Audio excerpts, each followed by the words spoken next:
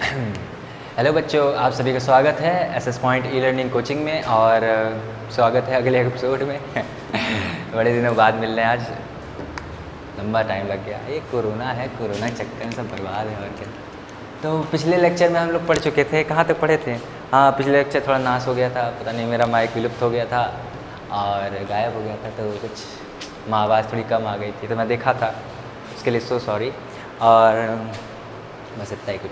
हाँ, तो ठीक है, अब शुरू करते। देखो हमने कहाँ तक बता दिया था, मैंने पूरा पाचन वगैरह का बता दिया था, पूरे पार्ट्स बता दिए थे, उनका इंट्रोडक्शन दे दिया था।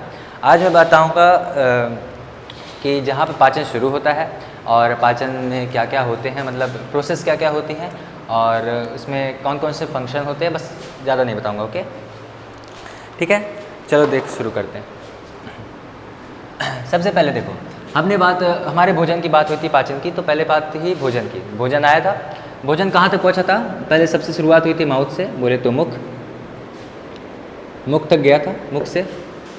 मुख से कहाँ गया था? पहले मुख में ही था, मुख में। फिर उसके बाद किससे उसकी मुलाकात सबसे पहले किससे हुई थी? दांतों से। दांतों से हाल चाल हुआ, फिर उसके बाद वो कहाँ पहुँचा था? जीभ के पास, बोले तो जीभ। ठीक, भोजन पहले मुख में गया, दांतों से मुलाकात हुई, जीभ से मिला, फिर उसके बाद कहाँ गया? ओसोफेगस, बोले तो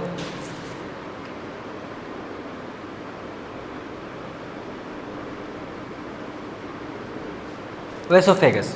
ठीक है, बड़ी आंत के बाद कहाँ गया था?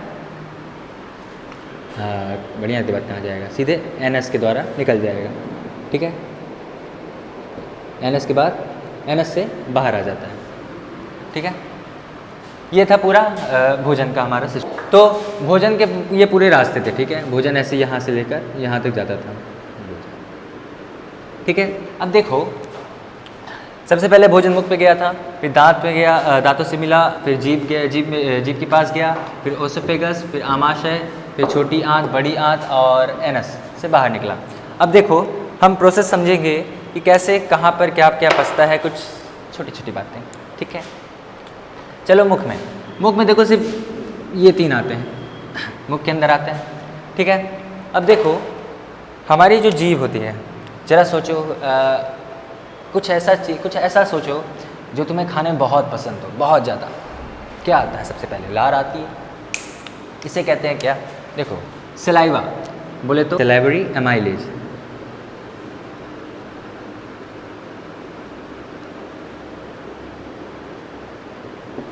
ठीक, सलाइवरी एमाइलेज। अब देखो, सलाइवा लार ग्रंथि के द्वारा निकला, नाम क्या है? Salivary amylase. जहाँ पर भी एमाइल का नाम आता है, छोड़ो, सलाइवरी एमाइलेज। ठीक है, अब सलाइवरी एमाइलेज का काम क्या होता है? मुख में सबसे पहले कार्बोहाइड्रेट का पाचन शुरू हो जाता है। ध्यान रहे, कार्बोहाइड्रेट का पाचन, सबसे पहले कार्बोहाइड्रेट का पाचन सबसे पहले मुख में शुरू हो जाता है। सबसे पहले मुख में आरंभ हो जाता है। ज़्यादा अच्छा है, आरंभ सुंदर लग रहा है। आरंभ है प्रचंड, आरंभ हो जाता है। ठीक है, अब कार्बोहाइड्रेट का पाचन यहाँ शुरू हो जाता है। जैसे कि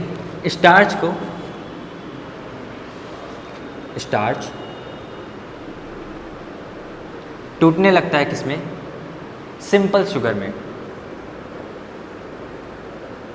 एक मिनट, दिखाई तो दे रहा है ना?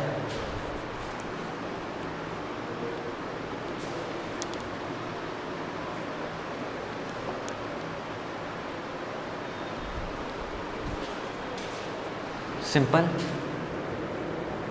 शुगर में चेंज होने लगता है, बोले तो ट्रांसफॉर्म होता है। कैसे? देखो, कैसे, क्या देखना ही क्या है इसमें? इसको थोड़ा मैकेनिज्म बना देते, मिटा दो इसको। ला ला ला ला।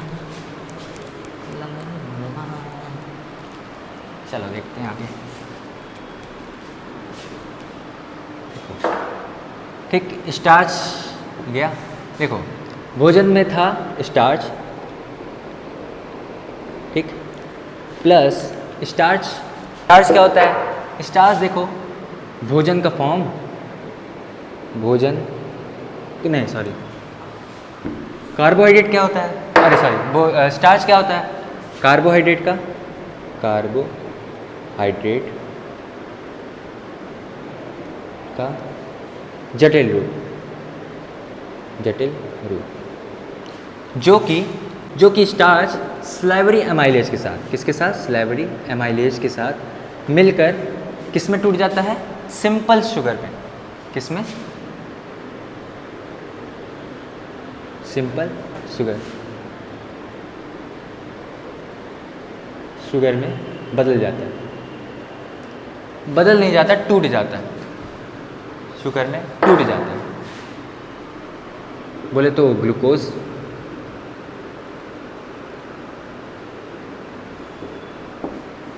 ग्लूकोज में टूटता है, ठीक है। स्टार्च स्लेवरी एमाइलेज के साथ मिलकर सिंपल शुगर में टूट जाता है।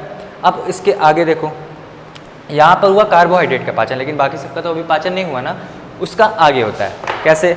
अब देखो भाई दांत, ये तो केवल मुख की बात थी, ठीक है।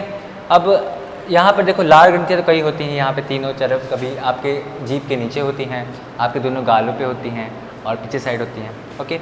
तो इन सब से निकलते हैं लार, स्लेवरी एमाइलेज पूरा निकलता है, ठीक है। अब देखो इस सलाइवा में ये एंजाइम था, ये एंजाइम, एंजाइम से टूटा। अब आगे देखो, अब आगे भोजन जाता है कहाँ पे? ओएसोफेगस में।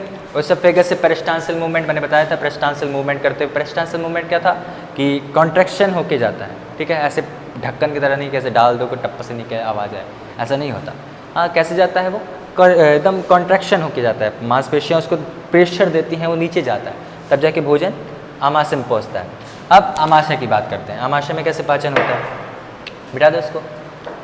देखो अब बात आती है किसकी? आमाशय की। आमाशय। अब आमाशय में क्या होता है? देखो आमाशय में होते हैं क्या? Gastric glands. क्या होते हैं? Gastric glands, gastric glands. अब देखो ग्लैंड है तो भाई कुछ ना कुछ तो सेक्रेट करेगा, कुछ ना कुछ तो निकालेगा ही। तो वो कुछ ना कुछ में क्या है? कुछ ना कुछ में बहुत कुछ है, ठीक है, जिनमें से तीन आपके मेन है। सबसे पहला हाइड्रोक्लोरिक एसिड, बोले तो HCl। दूसरा पेप्सिन, पेप्सिन, पेप्सी नहीं भैया, पेप्सिन, ध्यान से देखना, नहीं पता चला कोको कोला समझ के पी जाओ। पेप्सिन। और तीसरा है म्यूकस, ठीक। ये तीन चीज़ इससे निकलते हैं, सेक्रेट करता है, ठीक है। अब देखो हाइड्रोक्लोरिक एसिड, पेप्सिन और म्यूकस।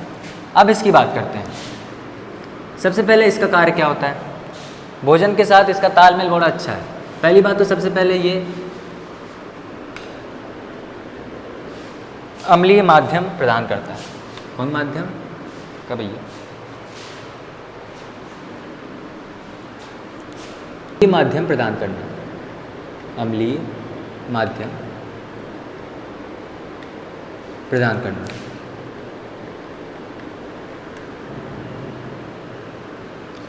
दूसरा क्या है?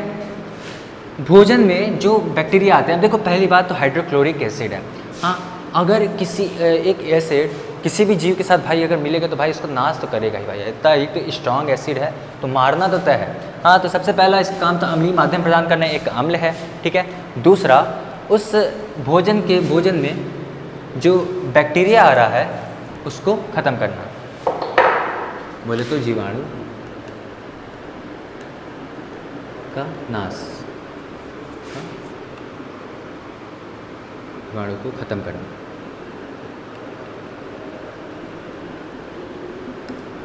इसके दो काम, ठीक है, अम्लीय माध्यम प्रदान करना और दूसरा जीवाणुओं को ख़त्म करना। पेप्सिन, ठीक, अब पेप्सिन का काम क्या था? प्रोटीन का पाचन। ये करता क्या है? प्रोटीन को पचाता है। बोले तो प्रोटीन को पचाता है।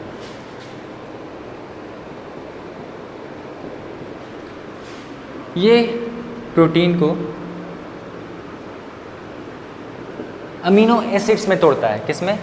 अमीनो एसिड, अमीनो एसिड में तोड़ता है। अच्छा जरा सोचो, सपोज करना, मेरे साथ सोचो, ठीक है। ये मान लो किसी का घर है, किसी का भी है, घर ही है, ठीक है, घर है। अब लकड़ी का मत सोचना, ठीक है ये ईंटों का सोचना। मान लो इस पर मैंने इसको तोड़ा, ठीक, तो ये टूटेगा तो किस में सबसे पहले ब्रेक होगा? छोटी छोटी ईंटों में टूट जाएगा, ठीक है। ज़रा सोचो, इस चीज़ को तोड़ा गया किस में? छोटे छोटे टुकड़ों में। तो ये क्या थी? इसकी यूनिट, इस घर की यूनिट थी। अब ज़रा सोचो, मान लो ये मेरा प्रोटीन है, ठीक है, जो मेरे पेप्सिन नामक क्रेन के द्वारा, किसके द्वारा? क्रेन के द्वारा। ऐसे क्रेन दिखता है क्या? अरे जैसे भी दिखता हो यार मान लो पेप्सिन के द्वारा तोड़ा जाता है, तो ये छोटे छोटे अपने यूनिट्स में टूटता है। इस यूनिट को, प्रोटीन की जो यूनिट है वो क्या होती है? अमीनो अम्ल। यानी ढेर सारे किससे? अनेकों अमीनो एसिड से, अनेकों अमीनो एसिड से बनता है क्या? प्रोटीन, ठीक। क्या बनता है? प्रोटीन। अमीनो अम्ल प्रोटीन की यूनिट होती है, यूनिट ऑफ प्रोटीन्स।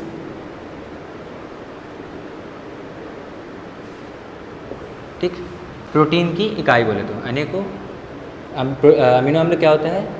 प्रोटीन की इकाई, ठीक है, अमीनो अम्ल, ठीक है। कई ढेर सारे अमीनो अम्ल से बनता है क्या? प्रोटीन। यानी protein is a polymer of amino acid.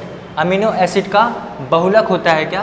Protein, जो कि किसके द्वारा टूटता है? पेप्सिन के द्वारा, ठीक है। पेप्सिन के द्वारा टूटता है प्रोटीन, किस में? अमीनो एसिड्स में, भोजन के अंदर जितने भी रहते हैं, ठीक है। अब तीसरा आता है बात म्यूकस की। अब म्यूकस का काम क्या होता है? अब जरा सोचो भाई, अगर हम चिकन वगैरह खाते हैं, चिकन मांस कुछ भी खाते हैं, वो भी तो एक मांस का टुकड़ा है, हाँ, और मेरा पेट भी तो मांस का टुकड़ा है, हमारा पेट भी तो मांस का ही टुकड़ा है।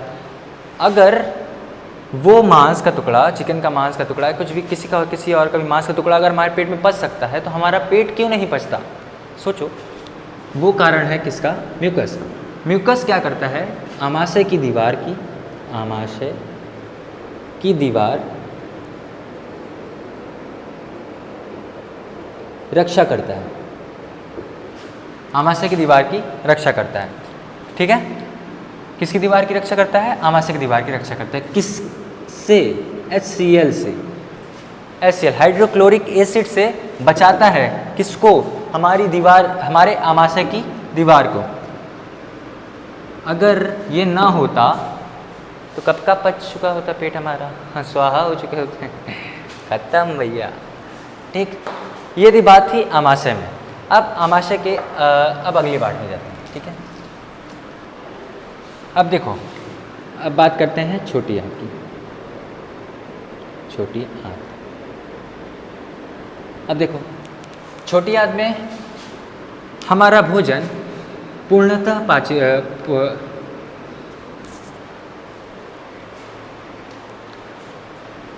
अब देखो, छोटी आंत में हमारा कंप्लीट डाइजेशन हो जाता है। क्या हो जाता है? पूर्ण पाचन, पूर्ण पाचन हो जाता है। कहाँ पर? छोटी आंत में। अब देखो होता क्या है, सपोज छोटी आंत है, पूर्ण पाचन हुआ, क्या क्या होता है? यहीं पर लीवर अपना कार्य शुरू करता है।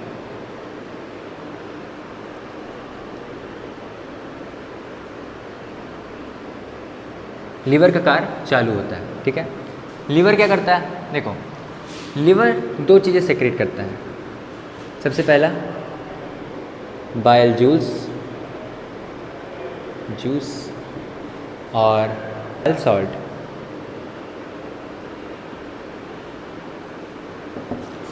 अब देखो इसका कार्य क्या और इसका कार्य क्या। देखो, बाइल जूस और बाइल सॉल्ट सबसे पहले कहाँ पर इकट्ठा होते हैं? जब लीवर इनको बनाता है, और तो ये बनाने के बाद ये जाते कहाँ पर है? गॉल ब्लैडर पे। कहाँ पर? Gall bladder.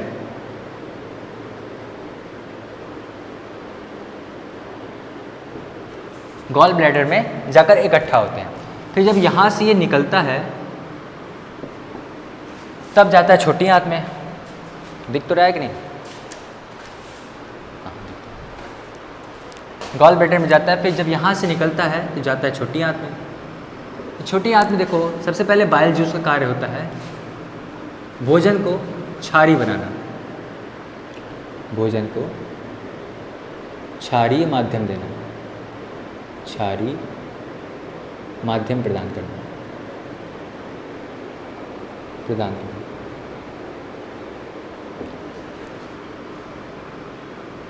ठीक, क्षारीय माध्यम प्रदान करना। और दूसरा बाइल सॉल्ट का काम क्या होता है? बाइल सॉल्ट फैट को, किसको? बाइल सॉल्ट फैट के बड़े टुकड़े को छोटे टुकड़ों में तोड़ता है, छोटे छोटे टुकड़ों में तोड़ देता है, तोड़ता है। इस प्रोसेस को कहते हैं इमल्सिफिकेशन। क्या कहते हैं?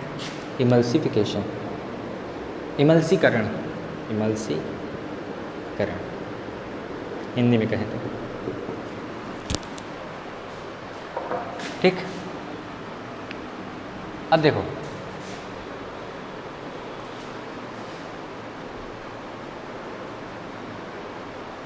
ठीक, इमल्सीकरण, इमल्सीकरण का क्या अर्थ है? फैट के बड़े बड़े टुकड़े को छोटे छोटे टुकड़ों में तोड़ने की प्रक्रिया को कहते हैं क्या? इमल्सिफिकेशन। अब ये तो था बाइल सॉल्ट का काम, और लीवर के द्वारा जो बाइल जूस निकला था उसने क्षारीय माध्यम दिया था। अब इतनी बात समझ में आई, इमल्सीकरण हुआ। ठीक, अब उसके बाद देखो, फिर उसके बाद काम आता है उसी छोटी आंत के प्रोसेस में ही काम अग्नाशय का काम आ जाता है। अग्नाशय, अग्नाशय क्या करता है? दो एंजाइम सेक्रेट करता है। कौन कौन से? अग्नाशय दो एंजाइम सेक्रेट करता है। सबसे पहला ट्रिप्सिन,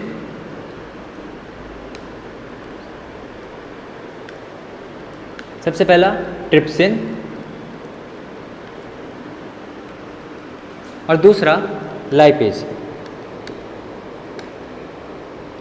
ट्रिप्सिन और लाइपेज। ठीक, अब देखो ट्रिप्सिन का काम क्या होता है? ट्रिप्सिन और लाइपेज। ट्रिप्सिन भी प्रोटीन को अमीनो अम्ल में तोड़ता है, अमीनो एसिड में तोड़ता है, ठीक है। और लाइपेज का काम क्या होता है? फैट का इमल्सीकरण, फैट का इमल्सीकरण।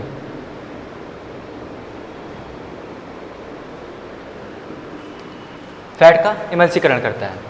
ट्रिप्सिन, लाइपेज प्रोटीन को अमीनो एसिड में तोड़ता है और फैटी एसिड का फैट का इमल्सीकरण करता है। ठीक है, अब देखो फैट जब टूटता है, ठीक, तो ये बनता है किसमें? सबसे पहले फैटी एसिड प्लस ग्लिसरॉल।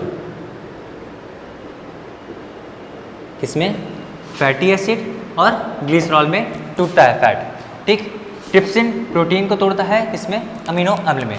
अब देखो ये सब हमारे एनर्जी और भोजन का एक रूप है। ठीक है, ऊपर एक हमारा जो कार्बोहाइड्रेट था, कार्बोहाइड्रेट किस में टूटा था? सिंपल शुगर बोले तो ग्लूकोज में,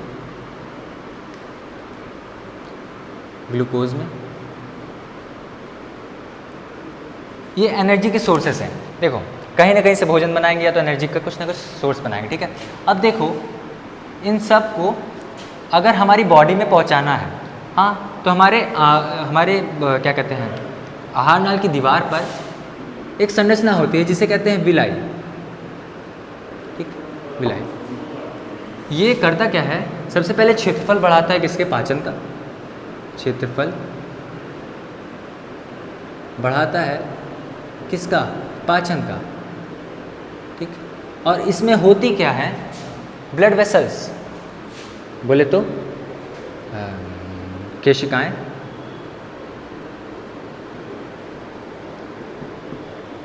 केशिकाएं होती हैं। अब इन केशिकाओं के जरिए ब्लड्स के द्वारा भोजन हमारे पूरे शरीर में पहुंचता है। कहाँ जाता है, संपूर्ण शरीर में ये भोजन पहुंचते हैं, ठीक है। अब ये यहाँ पर तो पूरा सब कुछ मामला फिट हो गया, फिर यहाँ सब ये कंप्लीट हो गया इसमें। अब इसके बाद देखो 100% तो कभी पाचन कंप्लीट नहीं हो, पूरा नहीं होता, ठीक है। तो जो बचा कुचा माल होता है वो जाता है कहाँ पर, छोटी आंत में, अरे सॉरी बड़ी आंत में। बड़ी आंत कहाँ जाता है, बड़ी आंत। बड़ी आंत का काम क्या होता है, उस भोजन में से बचा पुचा पानी निकालना, अपने मतलब का पानी निकालना, और फिर जो माल पानी बचता है वो कहाँ जाता है, एनस के थ्रू बाहर निकल जाता है, बाहर निकल जाता है। ये थे आपके पूरे फंक्शंस, ठीक है। कुछ इंपॉर्टेंट एंजाइम्स थे, ओके। तो आज तो ये कंप्लीट हो गया आपका पूरा। अब अगला जो ये देखो मैंने 4 बताए थे। सबसे पहला था क्या, पाचन, दूसरा रेस्पिरेशन, तीसरा सर्कुलेशन और चौथा एक्सक्रीशन, ठीक है। तो पहला तो हो गया। अब दूसरे की बात होगी, अगले लेक्चर में हम लोग दूसरे की बात करेंगे, ओके। तो किसका था, रेस्पिरेशन का अगला टॉपिक होगा। और आई होप कि इस बार जल्दी हो, क्योंकि इस बार जल्दी लेक्चर मिलेंगे, अब तो जल्दी मिलेगा ही, ठीक है। तो भाई ये लोग समझ में आया ना, आई होप समझ में आया हो, ठीक है। तो ओके, बाय बाय।